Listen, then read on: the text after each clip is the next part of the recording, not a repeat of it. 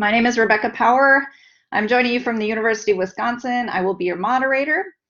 For those of you that may not be as familiar with the North Central Region Water Network, we are an extension-led collaboration among land-grant universities and our partners in 12 upper Midwestern states. And for this edition of The Current, we are also doing double duty with the North Central Region Soil Health Nexus Digital Cafe series, which was created to help people stay in touch during COVID-19. So thanks to all of you that are joining us that may have more of a soil health emphasis. Our topic today is emerging contaminants. As I'm sure many of you know, last week was Drinking Water Week, and while we are not narrowly focused on drinking water for this session, it's a good reminder that water is all connected, and our presenters are going to talk about important issues not only related to drinking water quality, but other kinds of water quality related issues as well. Before we introduce our speakers, a few notes to you all about how we run these sessions. You can see those notes visually as well as what I'm saying. You can the way we run these sessions is you can submit your questions for presenters in the chat box. That chat box is accessible through the purple tab in the lower right-hand corner of your screen. So if you click on that, you should be able to find a little chat bubble in the chat box. We will keep all of your questions until the end. We call this a speed networking webinar series because we have 10-minute presentations approximately for each presenter. We want to introduce them and their topic to you, and we try and leave substantial time at the end for questions. So we'll go through all of our presenters, and I will run through the questions in the chat box. So keep those coming. If you're having any audio issues, a phone-in option can be accessed by opening the session menu in the upper left area of your webinar screen and select Use Your Phone for Audio. These sessions are recorded for you to hear and view later, or for someone you know that might be interested in this content, and you can access that content at northcentralwater.org. All right. Today's presenters, John Scott, Senior Analytical Chemist at the Illinois Sustainable Technology Center at the University of Illinois. Ganga Hedi Arachi, Professor of Soil and Environmental Chemistry at Kansas State University. Steve Sliver, Executive Director for the Michigan PFAS Action Response Team, MPART, at the Michigan Department of Environment, Great Lakes, and Energy. All right, so without further ado, let's get on to John Scott. And I'm not going to read this introductory slide to you, but just to say that John's research interests include emerging contaminants, waste energy, biomass utilization, and natural products. And he's got a good long history in looking at microplastics, and we are so pleased to have him with us today. So with that, please take it away, Scott. Hey, thank you so much. Can you hear me okay? Okay, so since the emergence of mass-produced plastics in the 1950s, the global appetite for these materials have been increasing at a very rapid rate. And here on the left is a chart of the global demand by year. And you can see that back in 2013, we were actually producing about 320 million metric tons of this stuff every year. And what I find alarming is that if we continued on this path, by the year 2050, we will be producing 1.8 metric tons annually of plastic. So the current estimate of total plastic produced over this time is about 8.3 billion metric tons. And as a result of this, cumulative plastic waste generated is estimated to be about 6.3 billion metric tons. Now here on the right, you can see that 79% of all this material is actually finding its way into our landfills and our natural environment, with only 9% of this stuff being recycled. So as a result of this, plastics are now ubiquitous in our environment. So by definition, microplastics are materials that are less than 5 millimeter in diameter, and the composition of these materials is very complex. Often, we're dealing with copolymers. So this alone makes the analysis of these materials very difficult, and they are basically an emerging contaminant of their own because they're just so diverse. So primary sources of microplastics are those that are intentionally made to be very small. Your things like your microbeads in your cosmetics, or your nurdles that are used as a base material for larger plastics, or even abrasives that are used by industry. And the second source of microplastics is from the breakdown of macroplastics due to wear, abrasion, ultraviolet light, or even biodegradation. So they start off as a large plastic, and over time, these things are becoming smaller and smaller. Okay, so where do we find them? And the answer is basically everywhere we look. We find them in our surface waters, our sediments, and our soils, which I believe are a major sink for these things, in our indoor air, and our dust, and even in our food and beverages. In fact, up here on the upper left-hand corner, you can see this is actually a microfiber that we isolated from a canned soda beverage in our laboratory. In cosmetics, they're intentionally added. We find them in wastewater. You can imagine when people are washing their textiles and all the stuff that's going in the drain, is that these wastewater treatment plants are kind of a bottleneck for these things. We are finding them in our wildlife, and our group was actually the first to find them in karst groundwaters. Now, karst groundwaters are very porous systems, and about 25% of the world's population gets their drinking water from these karst systems.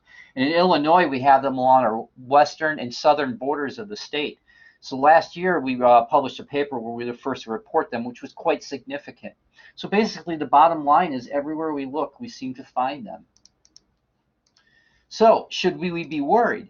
And one of the problems with these plastics is just the sheer persistence of them. Now here's some examples of some times to degrade for some common materials. And as you can see, our cigarette butts and our plastic bags, they take 5 to 20 years to break down. And this is quite a long time. But if you think about things like plastic bottles and disposable diapers, we're talking 450 years to degrade. That's over 5 times the lifespan of a person. So, and you can imagine a child uses somewhere between 6,000 and 7,000 diapers until they're potty trained. So our landfills just must be filling with these materials. So I think the sheer fact that these things are designed to last forever is a problem.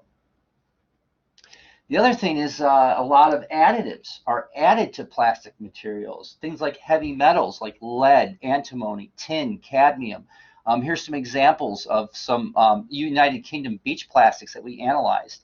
And you can see that these are very high levels of heavy metals. And they're added as heat stabilizers, coloring agents, and so on. And they're used as catalysts. So that is a problem. But in addition to that, there's many organic chemicals that are added to plastics as additives. And many of these compounds are also persistent, bioaccumulative, toxic. They have endocrine disrupting properties. Bisphenol A is one of the most notorious ones. It's a building block for many plastics, but it's also added as an antioxidant. But we have other things like like our flame retardants and our phthalates and even our organophosphate esters. And these things are added at high concentrations. We're talking percent level. So in addition to intentionally adding these things to the plastics, we also know that plastics will absorb environmental pollutants. Think of them as little sponges in the environment. And we are just wrapping up a study right now where we actually made microplastics and we deployed them in Lake Muskegon with our colleagues at the Annis Water Resources Institute. And then we pull them out at different times. We're looking at 3 different plastics, polyethylene, polypropylene, and polyester, at different locations and in different spots in the water column. And then at certain time periods, we pull them out and we analyze about 80 organic pollutants and heavy metals associated with them. And here's some data just after 3-month exposure. You can see that on the left here, the background concentrations of the classes of pollutants, and then you could see them concentrating within just a 3-month period. And polyethylene, in this case, was the highest concentrator. And it's sometimes over 700 times the background concentration just within 3 months. Okay. So bottom line is that these plastic materials have the potential to be a vector for chemical contamination if something is exposed to them. So in addition to chemicals, we also know that these plastics can harbor biological material. Now these are examples of from our Lake Muskegon study. This is the virgin polyethylene, and this is polyethylene after 3 months, and you can see that it's got this film on it. We call that a biofilm, which is like a consortium of fungi and bacteria.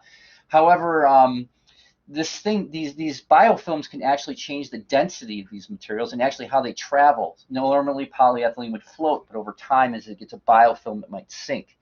And the other thing is, my colleagues at Loyola University, they have also looked at the types of bacteria that form on these plastics, and what they found is there were very exotic consortiums of bacteria, and it's much different than the surrounding environment. So basically, they're harboring exotic biological materials, and one can even wonder if they can carry things like pathogens or viruses. So not only can these materials be a vector for chemical contamination, but they can also be a biological vector. So one of the things is a lot of people are interested in how does this impact the wildlife? And there's a lot of conflicting studies out there. And several years back, my colleagues at the Indiana-Illinois Sea Grant did a meta-analysis of all the literature out there for aquatic organisms. And they did find that overall, vast majority of the effects were neutral, but they did find some in-species sensitivity to microplastics. And they did find a consistent reduction in prey in the presence of microplastics. So, but still, there's a lot of work that needs to be done in this area. And one of the points I'd like to bring out is a lot of these studies are done with virgin plastics. However, I think we need to also consider all the additives, the absorbed chemicals, and the absorbed biological materials when we look at the impact on our wildlife. The other thing is even the occurrence of these materials. Now, this here is the most comprehensive data set I could find for reporting of microplastics in surface waters. And you can see the vast majority is on the coasts or the major rivers. However, if we zoom in and look at Illinois, you can see that really we don't have a handle on how these things are occurring, even in the center of the state. And the other thing is even these data points, these are just single time points. And we know that these materials can not only vary spatially, but also temporally. You can imagine that there's a big rainfall event and the precipitation will wash all the plastic waste from the landscape into our surface waters. So we could see it really vary over time as well as space. The other big problem with this is the analysis of microplastics. It seems that everybody is doing their methods a different way, and they're going off and developing their own methods, and we really need to standardize and get everyone to prepare their samples and analyze them in a very consistent manner, because it's very difficult for us to compare data set to data set. Now, back in 2015, the National Oceanic and Atmospheric Administration, NOAA, had developed a standard method for analysis of microplastics, and we really like this method. We think that it has all the necessary parts to perform this successfully. However, we have looked at it really closely, and the two areas that we have been working very hard to improve on is this first fractionation step. And here that you can see that the limiting size that by this method, they can only get down to about 300 micron. And the other thing too is we've also looked at this density separation step very closely. So for the size, we think it's very important to get down to a smaller size. And here's some surface water data from our some work that we've done in Missouri. And as you can see, as you go down in particle size, the occurrence goes up. And if we were following the standard NOAA method, we would actually be missing this whole section on the left here of these smaller sizes. In fact, if we get down into the nano range, I'm willing to bet you that these occurrences would actually go much higher. So the size is very important. And when you look at microplastic data, you have to ask yourself, how low can they go?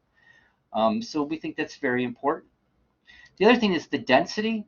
Now, the standard method uses sodium chloride, which is great for a lot of things like polypropylene and polyethylene. However, we would be missing many materials like polyvinyl chloride and polyester and even Teflon by our method. So we've gone back and we've looked at different salt solutions, and we have developed some techniques to actually separate higher density plastics. So a lot of the data out there can actually be underrepresenting. And this will become very important when we look at things like soils and sediments, this higher density, because that's where we're going to find these higher density plastics. So And then the last thing is even how we report these things is an issue. A lot of the data out there, you'll see them report particle per liter, particle by gram. But the problem here is you can start off with a particle that's 500 micron, and then after all the processing for the analysis, you can break it down into 10 particles at 50 micron. So we believe that, reporting the size distribution is important, but also our group is using these size data actually get an estimate of the mass of the microplastics. And we think that's very important, especially for people that are doing modeling or toxicity studies or so on, that you really need to get a handle on not only the particle, but really we need to try to find a way to report the mass. So, given that, I want to thank you for your attention. And this is my contact information. And yes, this is really my email address. I am not a Chinese spy. Thank you very much. Thank you, John, so much. Appreciate your presentation, and look forward to having questions for you at the end of our session. So please, everybody, submit any questions that you have for John in the chat box on the left-hand side of your screen, and we will move on to our second presenter, Dr. Ganga Hedi Arachi. Had many different areas of research that she's taking on, and today she's going to talk to us about, she's at K-State University, and she's going to be talking to us about soil-based wastewater remediation.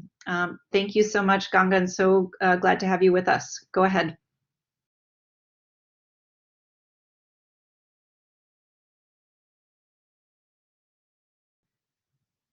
Oh, Ganga, we are not hearing you. At least I'm not hearing you.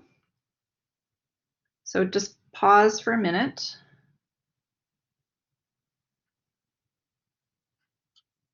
Okay, good afternoon, everyone.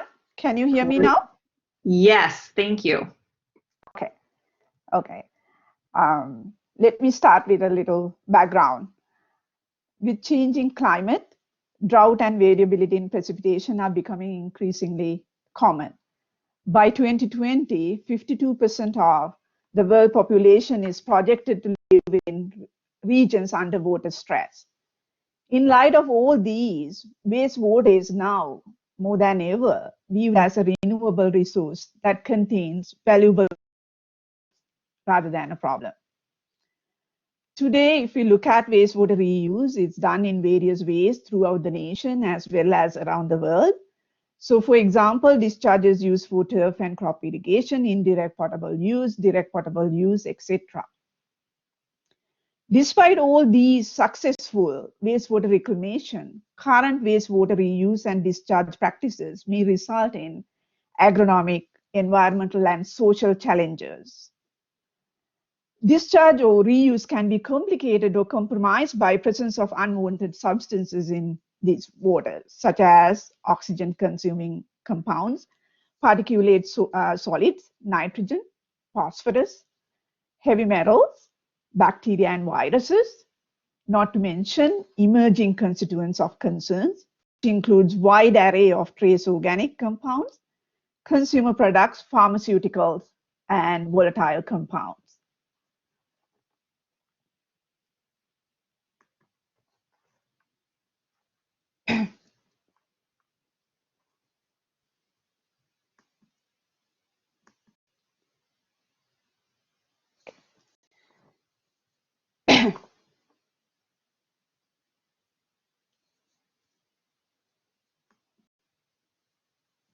So the using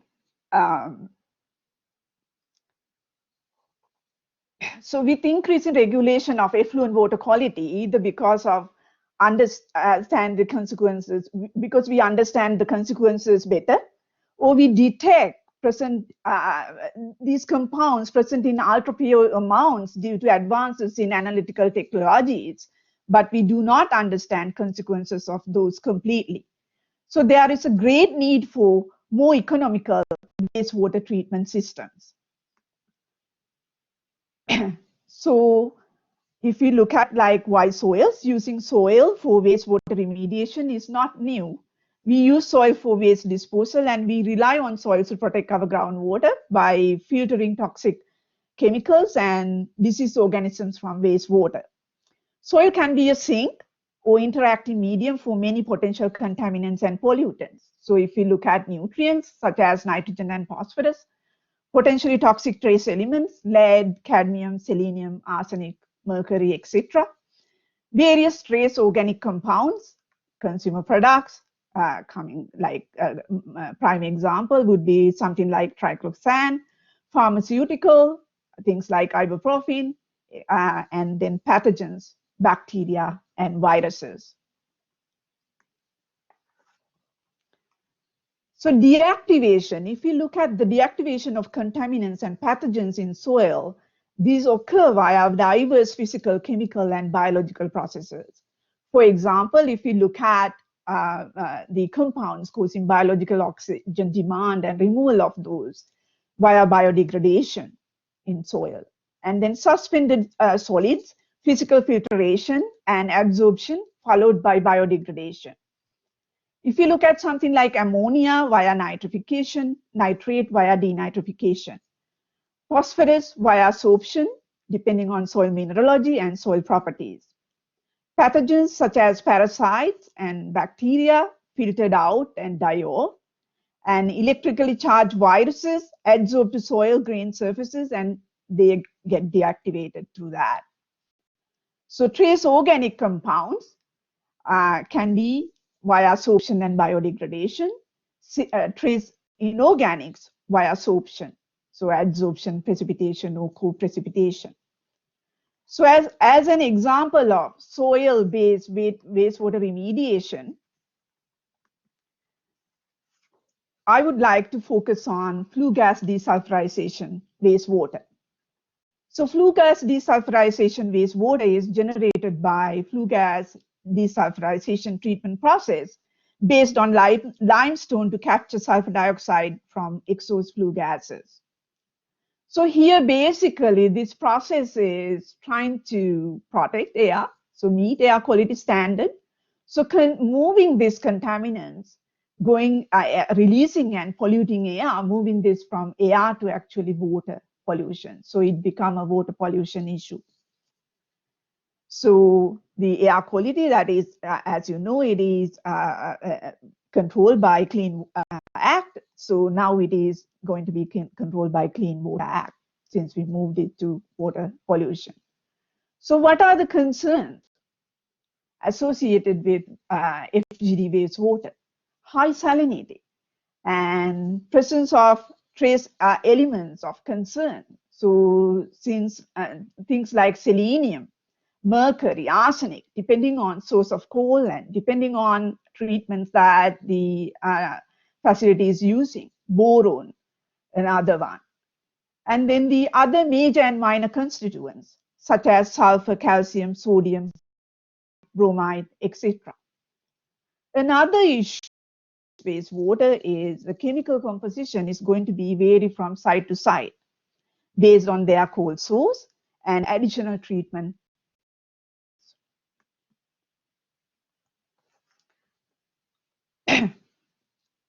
So to treat this type of wastewater rich in potentially toxic traces, we can use redox-based technologies.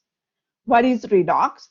That is a short term for oxidation reduction status of a system. I'm sure you all heard about it. And here, these redox conditions going to influence soil reaction processes and biological activity. So if we look at soil microorganisms, major drivers of redox reactions and sequence in soil, they use an electron acceptor as part of their metabolism. So when oxygen is there, they are going to use oxygen. They prefer oxygen. They can get energy more out of oxygen. And then once oxygen is not there, they are going to move on to other oxidized species in soil. The preference is going to be based on the energy, how much energy they can get. So they are going to move from nitrate to the oxidized form of manganese to iron to sulfate to carbon dioxide, etc. In between, you can see some trace elements capable of undergoing or acting as electron acceptors as well. For example, selenium reduction can be expected closer to reduction of iron compounds.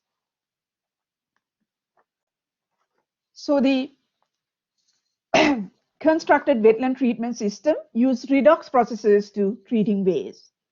So this is a feasible approach to treating wastewater economically and environmentally friendly way. Constructed wetlands remove contaminants by combination of physical, chemical, and biological treatment mechanisms. They efficiently remove selenium and mercury in FGD wastewater and moving selenium from most oxidized form, which is selenate, to reduced form of selenium, selenide, elemental selenium, or selenide, and that is going to greatly reduce selenium mobility, bioavailability, and toxicity. And then the mercury removal is via sorption processes, precipitation processes, and then the methyl can be in some cases.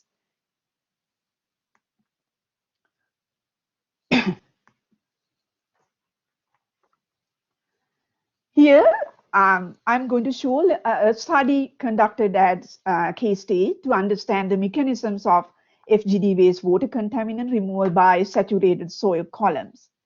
And we also compared the performance of saturated soil columns with the pilot scale constructed wetland treatment system located at Jeffries Energy Center, St. Mary's, Kansas.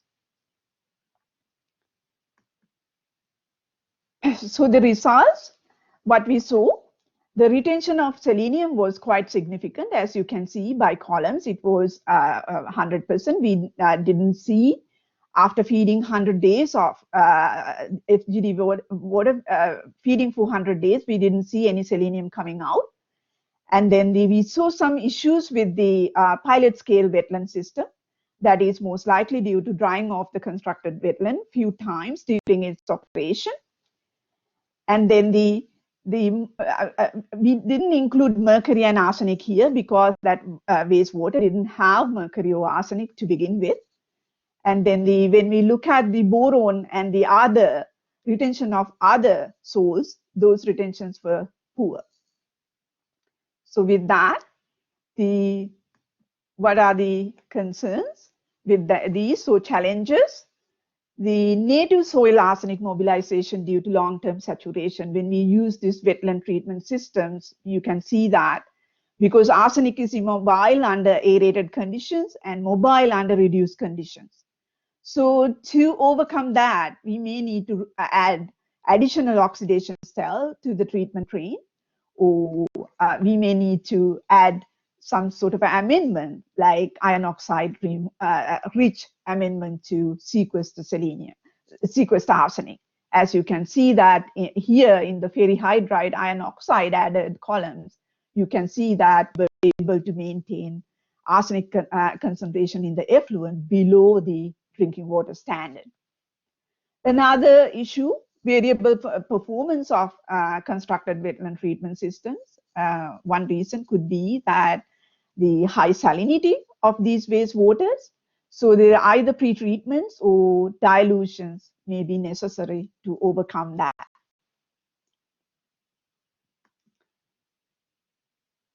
To as a closing remark, I would like to spend some time on current innovations in wastewater treatments.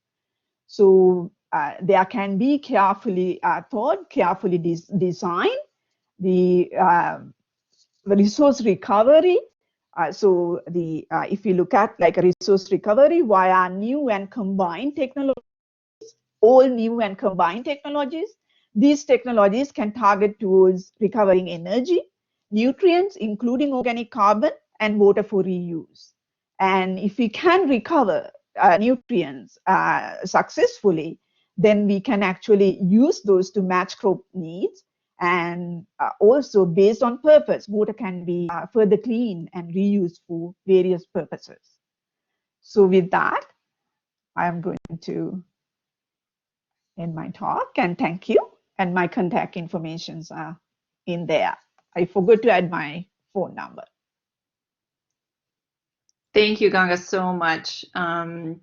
Appreciate the presentation, and we have a couple questions for our first two presenters that we are holding until we hear from Steve Sliver.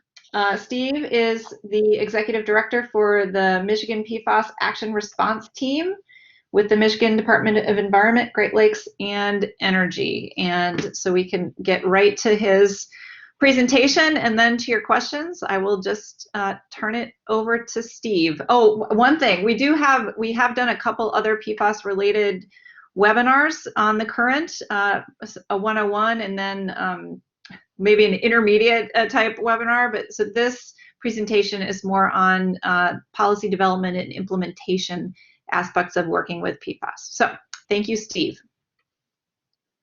All right, thank you. Can you hear me? Yes. Perfect. All right, well, good afternoon, everybody. Appreciate the opportunity. So let's launch right into it. Michigan's policy on how to address PFAS contamination is actually formalized by an executive order from Governor Whitmer that establishes MPART as an enduring body and advisory body within state government. And it's really a unique kind of first in the nation approach, but it's also the approach that is the reason Michigan has been so successful. We're recognized nationally as a leader in addressing PFAS contamination. We have agencies responsible for environmental and natural resources protection, agriculture, public health, military installations, airports, and fire departments that coordinate on a daily basis all of the state's activities on PFAS. And we also work and coordinate with our local and federal partners and key stakeholders to ensure that we have everybody moving in the right direction. So we've really broken down those silos of bureaucracy and brought all the right people to the table to ensure an efficient and effective response. So you've heard about how pervasive and persistent these substances can be. This conceptual site diagram illustrates how PFAS are cycling throughout our system because we're not sequestering or destroying them. At the landfill, for example, consumer products and industrial waste that are disposed there release PFAS into the leachate, which is managed at a wastewater treatment plant that's not designed to treat them. So the PFAS pass through to the surface water, impacting drinking water and fish.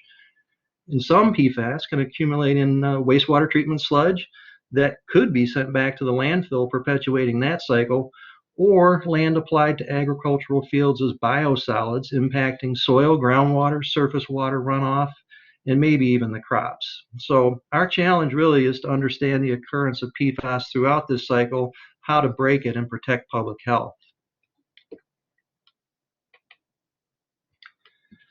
So the primary pathway of concern for PFAS for people is ingestion or consumption. And so we are actively looking across the state for any impacted groundwater that may be a source of drinking water. We've got 89 sites today where groundwater contamination exceeds our cleanup criteria. And these are military installations, landfills, industrial sites, and airports.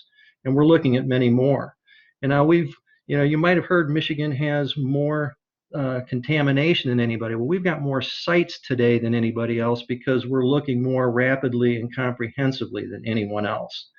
And when we do discover a site, we quickly work with local health departments and local officials to inform the public, start testing any potentially impacted drinking water and providing alternate water and public health recommendations as appropriate. So we've also integrated PFAS testing into our surveys of surface water and fish to identify and eliminate sources of contamination. And we found high concentrations of PFAS in foams that are generated on these impacted surface water bodies. And our wastewater treatment plants are working with their industrial users to reduce PFAS in their discharges to the sewer system so that the PFAS don't pass through to the wastewater treatment plant and into surface water or impact those biosolids that could be land applied. And it's a success story too. We've seen over 90% reductions in the PFOS discharges from some of these wastewater treatment plants after industrial users like metal platers have added pre-treatment. And some of this data has also led to public health advisories for fish consumption and for avoiding that concentrated foam.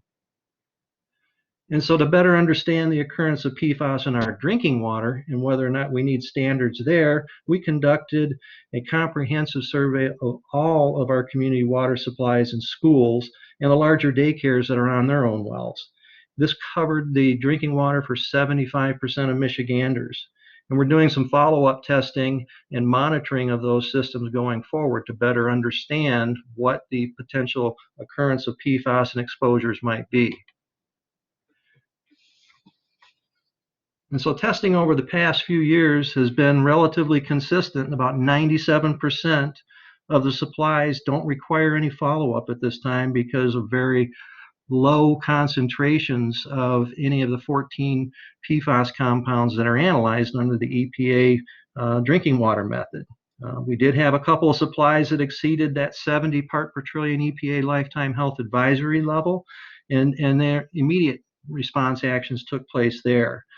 And like I mentioned, we're doing some ongoing monitoring at some supplies, about 3% of them that had concentrations that we need to better understand and potentially may need to add treatment or provide alternate water at some point. And in those communities, the consumers of those water supplies are being kept apprised as well. So we're really fortunate in Michigan from a policy perspective that we have some standards that we can enforce today. We have groundwater cleanup standard is 70 parts per trillion for PFOA and PFOS, any combination of those to be protective of drinking water based upon that EPA advisory level. And if groundwater vents to surface water, the standard for PFOS is the more stringent surface water quality criteria. You know, PFOS accumulates in fish tissue, which we consume, so discharges to surface water are limited to 12 parts per trillion, a much lower number. And if that surface water is also a source of drinking water, the standard drops to 11. Now, when it comes to drinking water, like I mentioned, we've been relying upon EPA's recommendations, and they're not really enforceable. So, but our testing demonstrates that we do need drinking water standards to integrate the monitoring and mitigation of PFAS in our water supplies. And typically we look to EPA to establish those standards for us. And in this case, EPA won't be doing it in the foreseeable future. We keep hearing about the mounting evidence of adverse health effects of some of these compounds. And in fact, we had a science advisory panel 2 years ago now tell us that 70 parts per trillion is probably not low enough, and we're not looking for enough of the PFAS compounds. So Governor Whitmer last year asked MPART to create a science advisory work group to make recommendations to Michigan for any drinking water standards that we should move forward on. And they completed their work in June, and the rulemaking is underway. And this is really another good example of a data-driven, science-based approach where we've done more testing than any other state, and we've looked to national experts in toxicology, epidemiology, and risk assessment for defensible criteria. And here's the criteria they came up with, and a few things to highlight here is you can see it's from 6 to 400,000 parts per trillion for 7 compounds that are analyzed in drinking water. Compare that to the 70 parts per trillion for 2 compounds that are that lifetime health advisory from EPA. They reflect evolving science, but basically our experts told us that these are defensible numbers based upon all the peer-reviewed studies that are out there. And this also highlights the fact that these PFAS don't all behave the same, which is another thing we got to be careful about, is that we don't overgeneralize with PFAS. And so in Michigan, we're moving forward, and hopefully we'll have enforceable drinking water standards by sometime in early summer this year. But so there's a lot that we still don't know, and in areas where we've got a lot more to learn, we're conducting research and studies to better understand what the occurrence of PFAS are, what that environmental transport and fate is, so that if we need to develop additional guidance and regulations, that we'll have the information to do so. And so a good example of that is biosolids, where impacted biosolids from some of those wastewater treatment plants we looked at, where we've done some studies of those fields to determine what the impacts are in the environment there. And we've got some crop samples that are being tested to understand what's happening there. A report will be out that shortly. We're working with a treatment technologies roundtable made up of industry representatives, academia and researchers, consultants, utilities, and other regulators to get a better understanding of what's the appropriate application of different treatment technologies, and to develop some that might be able to destroy these PFAS compounds and break that cycle forever. So there's a lot more to learn, but what we're trying to do is gather the information first to support what the next policy steps might be. And our Department of Health and Human Services is moving forward now in several fronts when it comes to public health studies. They've obtained some grant money from the federal government, ATSDR, for example, to better understand what some of these exposures might have meant for some of the impacted communities across the state. You can see those listed there. We're also doing some biomonitoring of firefighters who would be exposed to those AFFF firefighting foams. And so again, this is to build up our information base so that we can make better decisions going forward. So really that's Michigan's approach from a policy perspective, is we're going to be coordinated, we're going to be proactive, and we're going to have evidence-informed policy making. So thank you. Excellent. Thank you, Steve. Okay, on to Q&A. And thanks to all of you that are putting these great questions into the chat box. So we will start with a question I love from Laura Campbell, because it highlights, everyone thinking about what we could all be doing related to plastics or any of these issues. So Laura asks, for John, is there a good way to communicate with packagers and purchasers about alternatives to plastic bags / wrapping? And she hears a lot from Michigan farmers, Laura's with the Michigan Farm Bureau, who would like to bag or wrap fruits and vegetables in other materials, but either their buyers won't accept products without plastic packaging, or the packagers won't offer alternatives. So John, any thoughts there? Well, it's a great point. I think it's really time for the people in packaging science to shine. When I was at MIT in November, that was one of their focuses, to find more sustainable packaging alternatives. I don't know what alternatives are out there. It's kind of not my area, but it's definitely, we need to provide them with a good alternative. They need something that will not only protect, the fruits and vegetables and materials they're trying to wrap, but also something that'll be durable enough to last.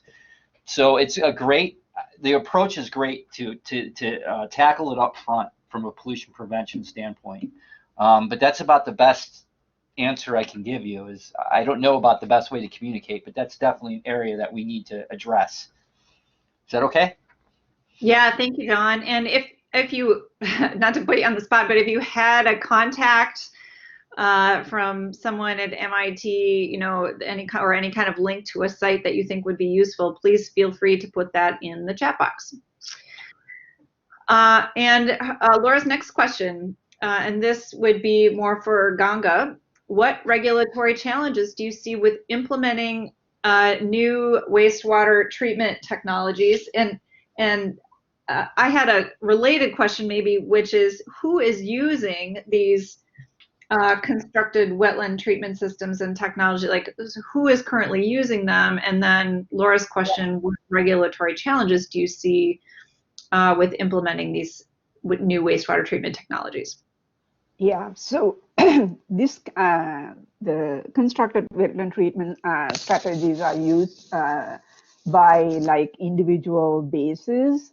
Like for example, there's a possibility to use this in a decentralized wastewater treatment, like a village or something like that. So it's being used in other countries, and over here in the US, so constructed wetland treatment strategies used for FGD wastewater by power companies. One example is recently we changed the name. That's Evergy now, but in the state of Kansas, the largest power company.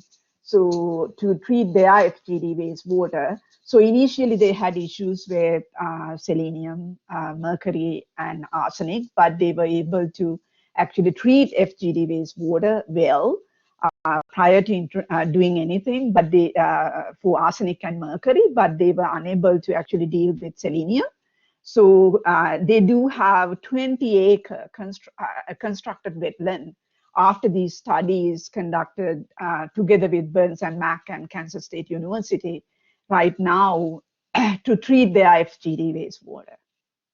So there's a potential, just not just for FGD wastewater, but for multitude of wastewaters. And you can see studies done and proving over and over the not only retention of the metals, trace elements that I talk about, but also trace elements like lead, cadmium, and other potentially toxic. Did I answer your question? Can you speak a little bit any more to potential regulatory issues? Potential regulatory issues, yeah. Potential regulatory issues could be that the long-term monitoring and proving that this is going to be like a long-term. For example, something that we observed with the pilot scale wetland treatment system, time to time they had, since they didn't have it under operation due to breakdown and things like that, so the constructed wetland actually dried off.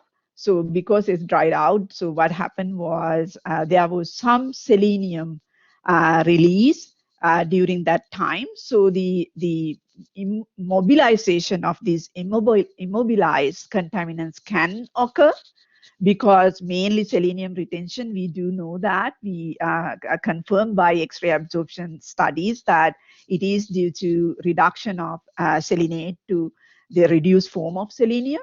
So if we have, again, oxidized environment, like drying of these kind of things, so that could be a problem. So the other regulatory problem with constructed wetland treatment system could be that it is not answering everything.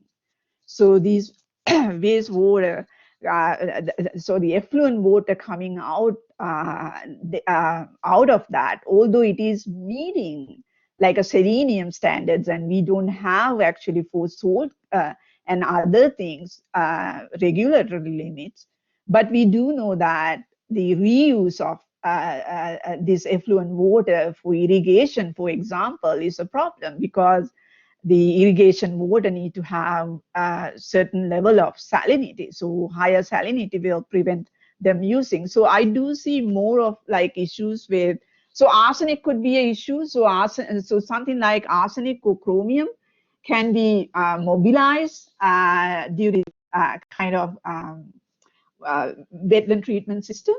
So then we do need to include, if we do have that issue, we do need additional treatment cells in the treatment train to address those. So those are the things that I do see as like issues. And then the other thing is, unfortunately, if you consider direct wastewater coming out from the power plant versus if they recycle that through their power plant, and if they are really releasing those as like a secondary wastewater, then they need to meet like a different set of standards, less stringent standards.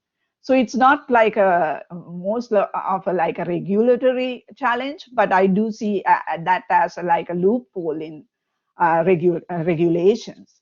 And I do think that regulations should be the same. And I mean, period, we don't want these things to be released to surface waters without treating. Thank you, Gaga. And just a couple follow-up questions here that are related, one from Margie and one from M. Tate. So first question, if selenium and mercury basically serve to soil, will the soils have to be replaced once saturated? And if so, what disposal means for, what are the disposal means for mercury contaminated soil particularly, but that could also apply to other contaminants as well. And Margie's question specifically is about, what will keep these areas from becoming Superfund sites, essentially. So could you speak to that part of the process? Yeah. Yeah, so so if we do do this when we studied their calculations together with Burns and Mack, they predicted that their 20-acre wetland can be used for about 20 years. So years, so that then things will be accumulated, but at the same time, we need to consider what's the concentration and form of it. So I would see that something like that needed to be maintained as a wetland for whatever the period of time that we need to. If not, then that would be an issue. So whatever the area that we use for constructing these wetlands need to be kept as wetland. And then the saturation, whether they are going to be saturated, that's a question that I cannot answer for sure. But if we consider considering the absorption capacity, although we can expect it to be viable, I mean effective for 20 or more years, but it can be actually even more based on for example, if the selenium and mercury are co-precipitated, and there may not be like what is it, the calculatable, like we may not be able to easily calculate what's the lifespan of a wetland. It could be much longer than what we expect it to be. Great. Thank you, Ganga. Excellent. Okay.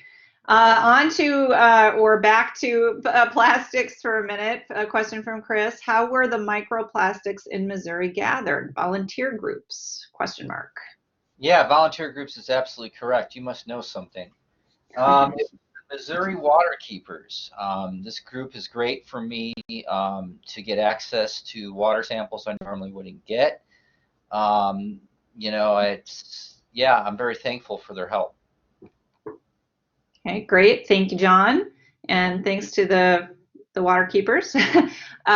Carly, question from Carly related to PFAS. Do wastewater treatment plants test for PFAS? And Steve, you can speak to Michigan, or if you know anything about how this happens in other states, that would be helpful as well.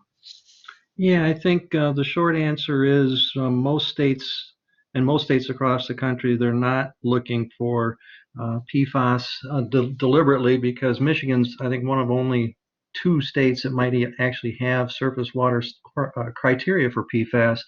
And our Water Resources Division initiated a process with wastewater treatment plants a couple years ago to start looking upstream, like I mentioned earlier, to any of their industrial users. And if they had some that could have PFAS chemistry, then they would start addressing it at the user and testing the wastewater coming out of the wastewater treatment plant.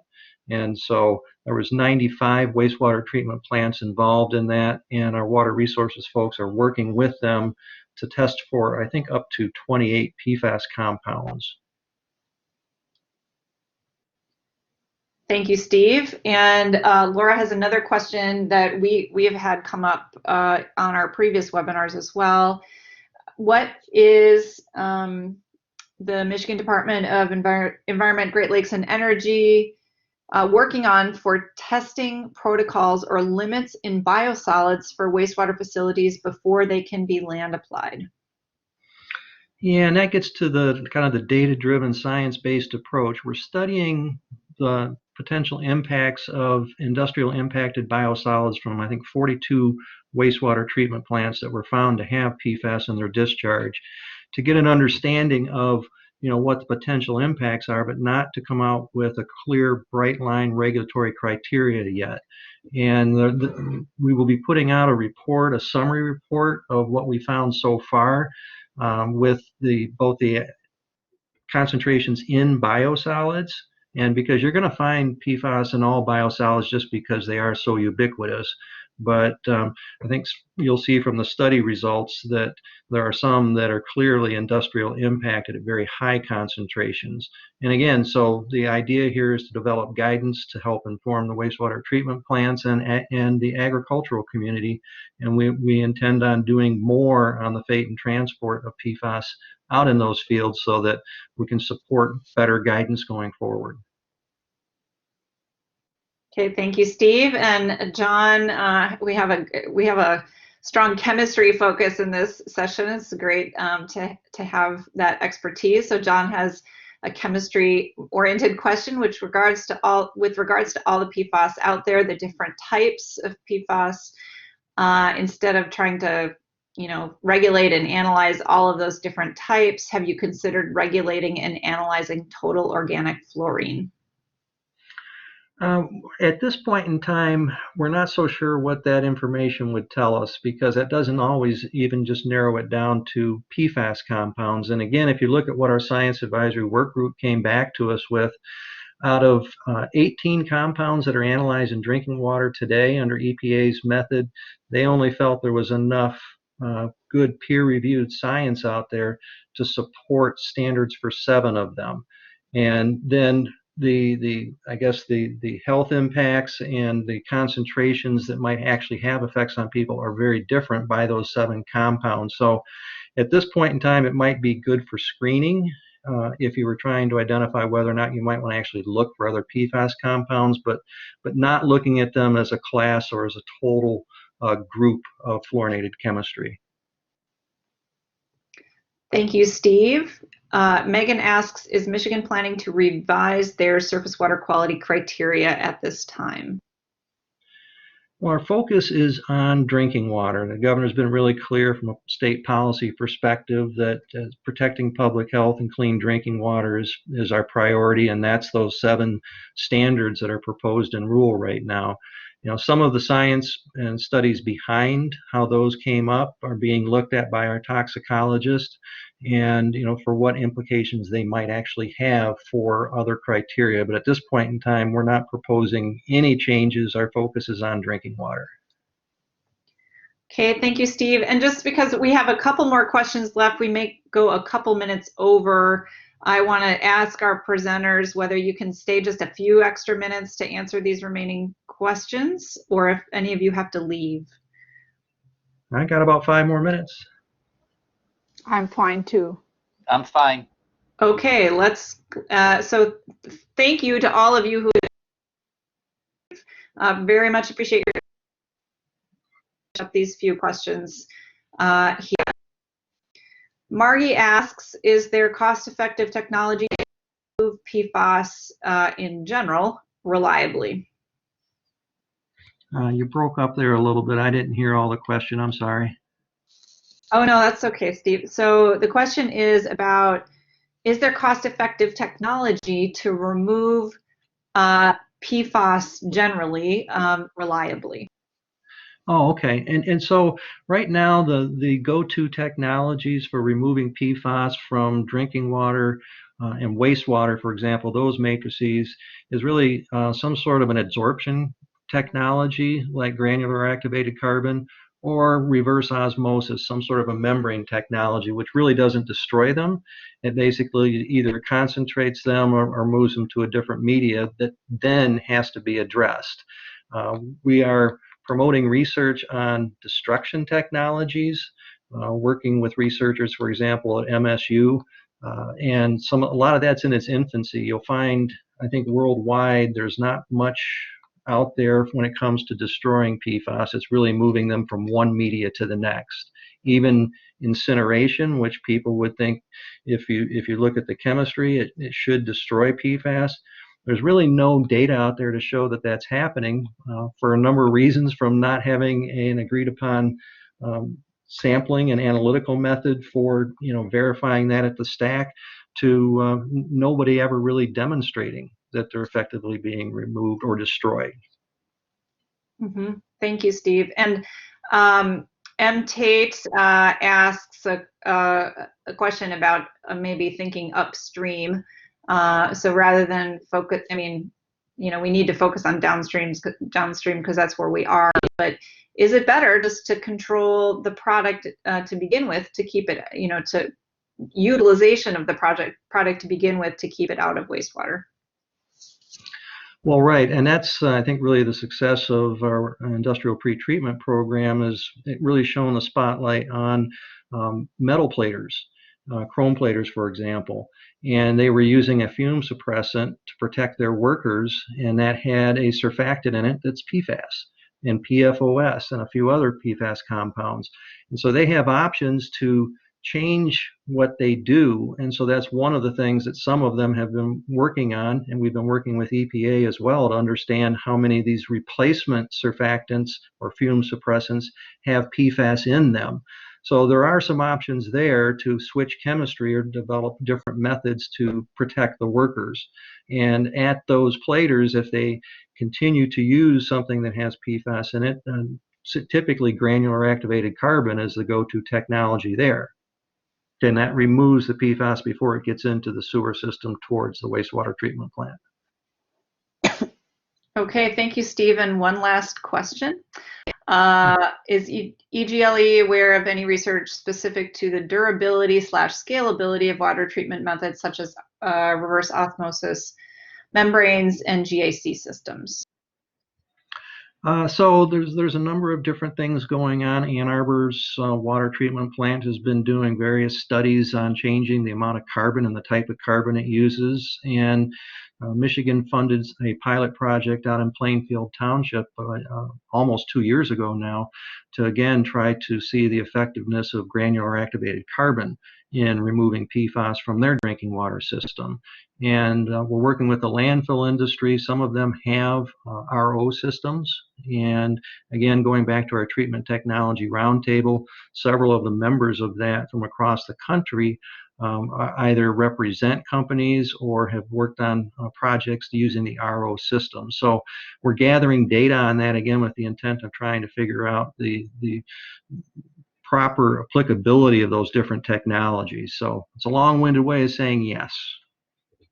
Rebecca, Hey. are you there?